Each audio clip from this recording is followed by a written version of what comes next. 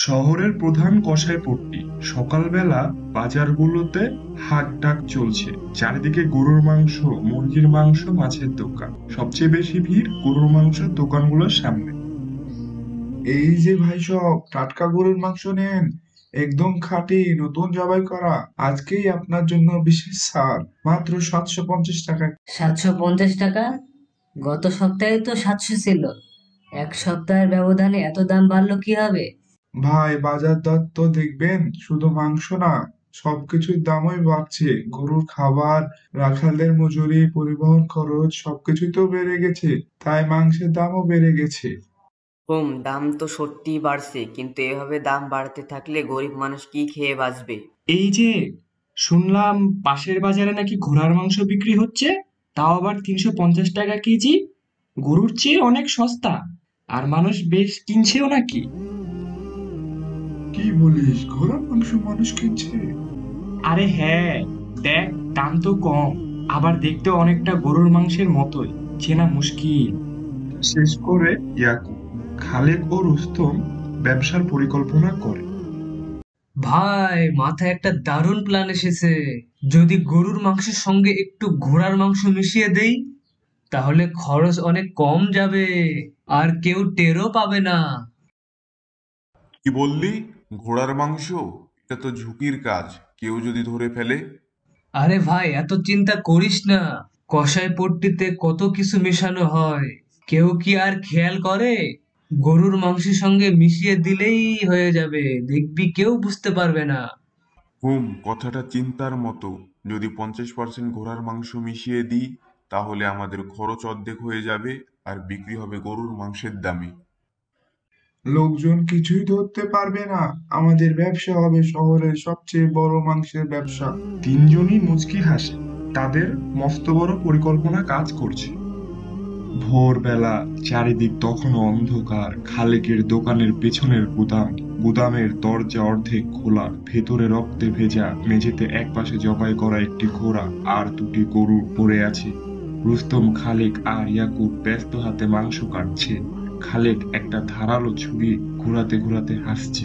আহা, ভাই রে ভাই, কপাল খুলে গেছে আমাদের। আগে শুধু গরুর মাংস বেচতাম, মুনাফা যা হতো তাতে খুব বেশি সুবিধা ছিল না, কিন্তু এই নতুন বুদ্ধিটা এক কথায় রাজত্ব করার মতো। একদম ঠিক বলেছিস, আমাদের লাভ এবার দ্বিগুণ হয়ে যাবে। মানুষ ভাববে গরুর মাংস, আর আমরা দিব্যি কোটি টাকার মালিক হয়ে যাব। যারা খাবে তারা বুঝতে পারবে না। অনেকে বলে মাংসর স্বাদে নাকি পার্থক্য থাকে। সব ফালতু কথা, রান্না হলে কেউ কিছু ধরতেই পারবে না। আহা, তোর কি মনে আছে আগের বছর সাইদুল কসাই ছাগলের মাংসের সাথে কুকুরের মাংস মিশিয়ে বিক্রি করেছিল? কতজন খেয়েছে, বরং মাংসের স্বাদ আরো বেড়ে গিয়েছে। কেউ কি কিছু বুঝতে পেরেছে? বুঝবে কিভাবে? আমরা জানি মানুষ শুধু দাম দেখে, গরুর স্বাদ তো কেউ আলাদা করে চিনতেই পারে না। আমাদের এই নতুন ব্যবসা বাজারে আমরা রাজা হয়ে যাব। ভাই, প্ল্যানটা খুবই সহজ। দোকানের সামনের দিকে একদম টাটকা গরুর মাংস সাজিয়ে রাখবো, যেন ক্রেতারা আর সন্দেহ না করে। আর ঘোড়ার মাংসটা ছোট ছোট টুকরো করে মিশিয়ে দেব। তখন কেউ গন্ধ বা স্বাদ দিয়ে আলাদা করতে পারবে না। কিন্তু একটা কথা মনে রাখবি, দাম কমানো যাবে না।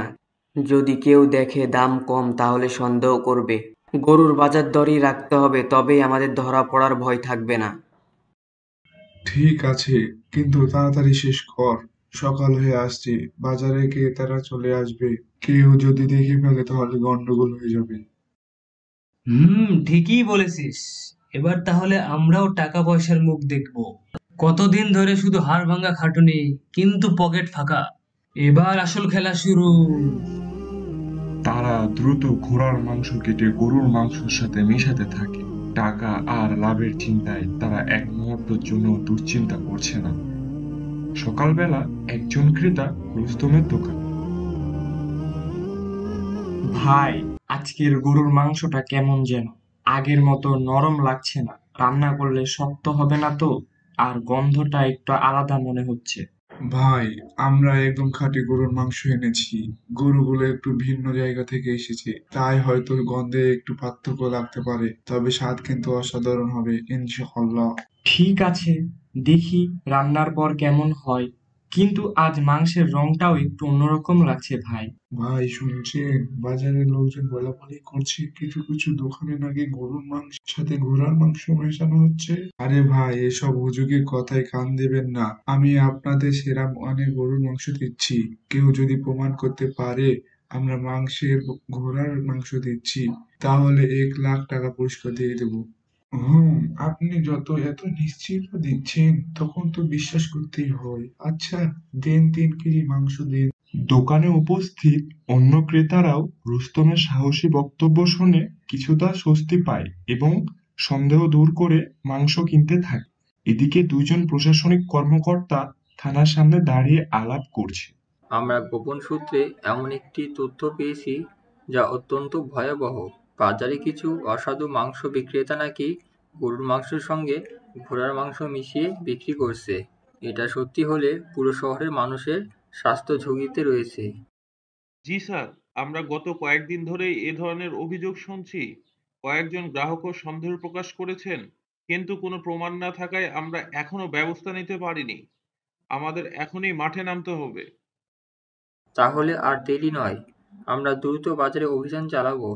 খাদ্য নিরাপত্তা কর্মকর্তাদের সঙ্গে নিয়ে আজই এই চক্রকে ধরতে হবে। প্রতারণা করে মানুষের জীবন নিয়ে খেলছিস, এখন এর সাজা ভোগ করতে হবে।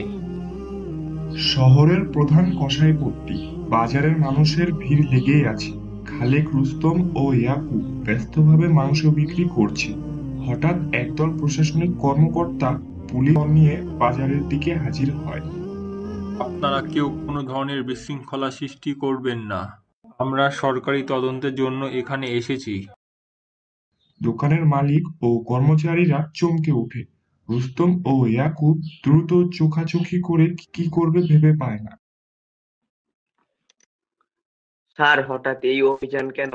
আমরা তো নিয়ম মেনেই ব্যবসা করছি। নিয়ম মেনে ব্যবসা করলে ভয় পাওয়ার কিছু নেই। আমরা তোমাদের মাংস পরীক্ষা করতে এসেছি। যদি সত্যি সব ঠিক থাকে তাহলে চিন্তার কিছু নেই, কিন্তু যদি কোনো অনিয়ম পাই তাহলে কঠোর ব্যবস্থা নেওয়া হবে। হ্যাঁ হ্যাঁ স্যার, গত কয়েকদিন ধরেই মাংসের স্বাদ কেমন যেন লাগছিল। আজই পরীক্ষা করেন, দেখি এরা ঠিক বলছে নাকি আমাদের ঠকাচ্ছে। এরপর বিশেষ কেমিক্যাল টেস্টের ব্যবস্থা করা হয়। খাদ্য নিরাপত্তা কর্মকর্তারা মাংসের নমুনা সংগ্রহ করে এবং তাৎক্ষণিক পরীক্ষা শুরু করেন। কিছুক্ষণ পরই পরীক্ষার ফল বেরিয়ে আসে। অফিসারদের মুখ গম্ভীর হয়ে যায়। এই মাংসে গরুর পাশাপাশি ঘোড়ার মাংসও পাওয়া গেছে। এর মানে এরা দীর্ঘদিন ধরে সাধারণ মানুষকে প্রতারণা করছিল। এই ঘোষণা শোনার সঙ্গে সঙ্গেই বাজারে হট্টগোল পড়ে যায়। চারপাশে শোরগোল শুরু হয়ে যায়। দোকানের সামনে ক্রেতাদের ক্ষিপ্ত ভিড় জমে যায়। এদের দোকান গুড়িয়ে দেওয়া উচিত, আমাদের সঙ্গে এমন প্রতারণা করেছে এরা। ছি! লোকজন ক্রোধে দোকানের সামনে জড়ো হতে থাকে। পরিস্থিতি দ্রুত উত্তপ্ত হয়ে যায়। না না ভাই, ভুল বুঝবেন না, হয়তো কোনো ভুল হয়েছে, আমরা জানি না। এদিকে রুস্তম আর ইয়াকুব ভয় পেয়ে দোকান ছেড়ে পালিয়ে যায়। খালেক পালানোর চেষ্টা করলেও দেরি হয়ে যায়। পুলিশের দল তাকে ধরে ফেলে। তাকে হাতকড়া পরানো হয়। প্রতারণা করে মানুষের জীবন নিয়ে খেলছিস, এখন এর সাজা ভোগ করতে হবে। খালেক মাথা নিচু করে থাকে। সে বুঝতে পারে এবার আর রক্ষা নেই। পুলিশ খালেককে ধরে নিয়ে যায়। দর্শক, এই গল্প থেকে আমরা বুঝতে পারি হারাম পথে উপার্জন করা কখনো দীর্ঘস্থায়ী হয় না। হালাল রিজিকেই বরকত আছে, আর প্রতারণার পরিণতি একদিন ধরা পড়বেই ইনশাআল্লাহ। আমাদের গল্প ভালো লাগলে লাইক, কমেন্ট এবং শেয়ার করুন। সবাই ভালো থাকবেন। আল্লাহ হাফেজ।